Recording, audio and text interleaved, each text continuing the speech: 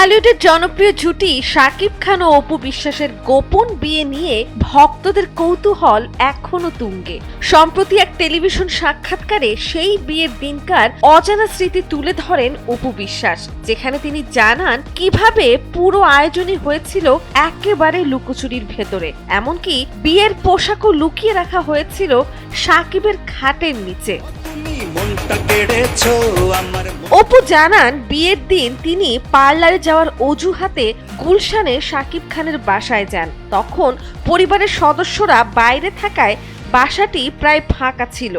সেই সুযোগে কাজী ডেকে খুব গোপনে তাদের বিয়ের আনুষ্ঠানিকতা সম্পন্ন হয়, যাতে কেউ কিছু টেরই না পায়।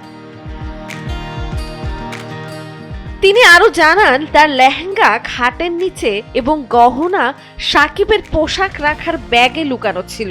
বিয়ের পরদিন থেকেই শুটিং শুরু হয়, তবে তারা আলাদা থাকতেন এবং বিষয়টি গোপন রাখেন দীর্ঘ সময়।